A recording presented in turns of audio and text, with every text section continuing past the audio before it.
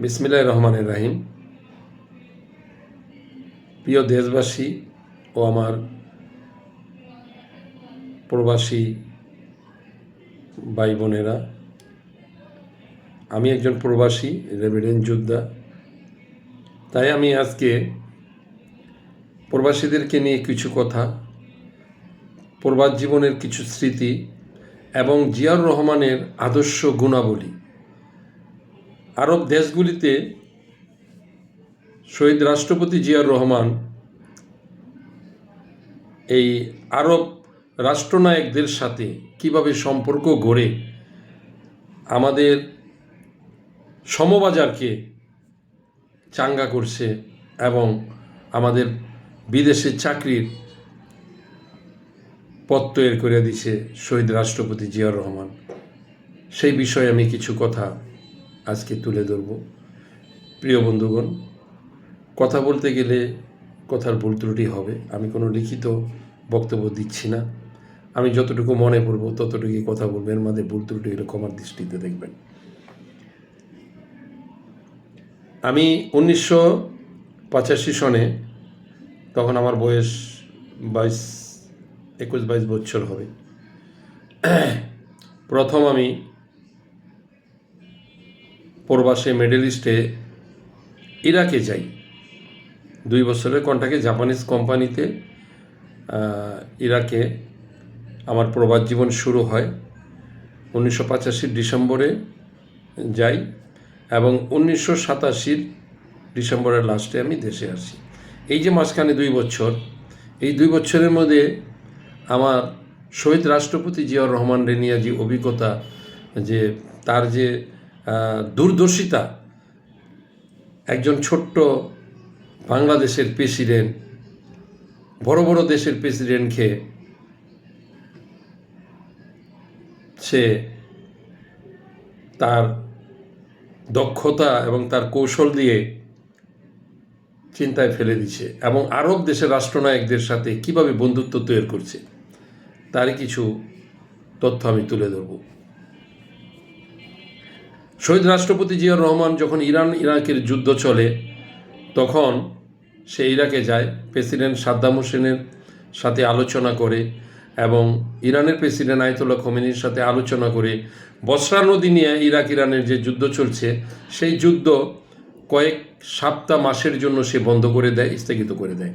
এই নিয়ে পশ্চিম দেশগুলির রাষ্ট্রনায়কদের মাথা নষ্ট হয়ে গেছিল যে একটা ছোট্ট দেশের প্রেসিডেন্ট জিয়াউর রহমান এত বড় একটা কাজ করে ফেললো। তাদের কি বলে, ওই কূটনৈতিক কৌশলের ভিতরে সে পড়ে যায়। যাক, আমি ওই দিকে যাচ্ছি না, কারণ এটা লম্বা বিষয়, লম্বা হিস্টোরি, এত কথা আমি বলতেও পারবো না, আর আমার বলা উচিতও না।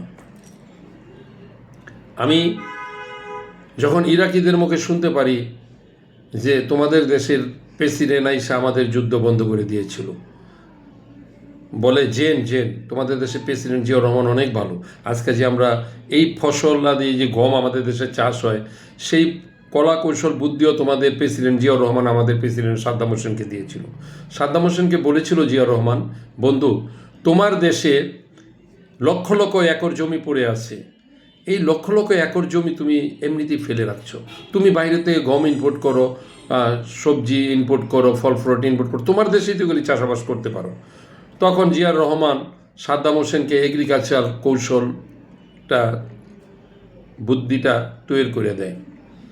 এই এগ্রিকালচারের কৌশলগত বুদ্ধি সাদ্দাম হোসেনকে দেওয়ার পরে সাদ্দাম হোসেন তার বুদ্ধি গ্রহণ করে এবং ইরাকে এই এগ্রিকালচার ফসল তৈরি করে।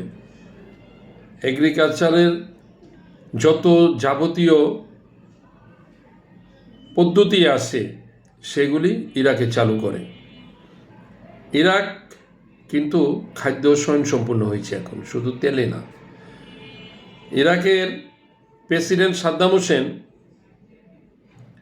এই গম চাষ শুরু করে এবং এই সবজি, তারপরে ফল ফ্রুট সব এখন ইরাকে চাষ হয়।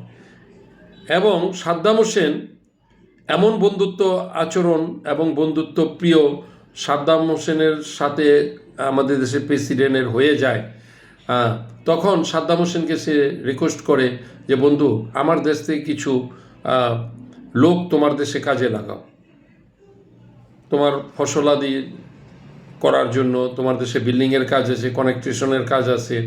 তখন এই যে ইরাকি সরকার বাংলাদেশ থেকে লোক নেওয়া শুরু করে। এই হলো শহীদ রাষ্ট্রপতি জিয়াউর রহমানের প্রবাসীদের জন্য বিশাল ভূমিকা, পরিকল্পনা, কিভাবে আমার দেশের লোক বিদেশে আমি সমবাজার গড়ে তুলব, এই ছিল জিয়াউর রহমানের পরিকল্পনা। তাই আজকে আমরা প্রবাসীরা আজকে হাজার হাজার কোটি কোটি লোক প্রবাসে থেকে বাংলাদেশে রেভিডেন্স পাড়াই, আমরা রেভিডেন্স যুদ্ধ, আমরা প্রবাসী কত জায়গায় আমরা দাবি করি, অনেক জায়গায় আমাদের মূল্যায়ন হয় না। আজকে শহীদ রাষ্ট্রপতি জিয়াউর রহমান যদি থাকতো ইনশাল্লাহ এই প্রবাসীদের অনেক মূল্যায়ন হইতো। তো আমি আশা করি জনাব তারেক রহমান, বিএনপির ভারপ্রাপ্ত চেয়ারম্যান, আমাদের সর্বোচ্চ নেতা, সে আজকে 17 বছর প্রবাস জীবন তার।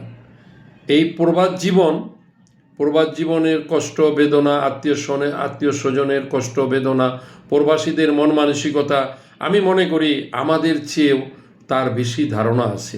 ইনশাল্লাহ যদি বিএনপি ক্ষমতায় আসতে পারে, এই প্রবাসীদের মূল্যায়ন একমাত্র তারেক রহমান করবে, আমি আশাবাদী। এই আশা ব্যক্ত করে আমি নেক্সট ভিডিও আনবো যে এই যে নিমচারা, সৌদি আরবে যে নিমচারা দিয়েছিল জিয়াউর রহমান, তার বিনিময়ে দিয়েছিল আমাদের দেশের জনশক্তি রপ্তানি, এটা নিয়ে আমি কথা বলবো নেক্সট ভিডিওতে।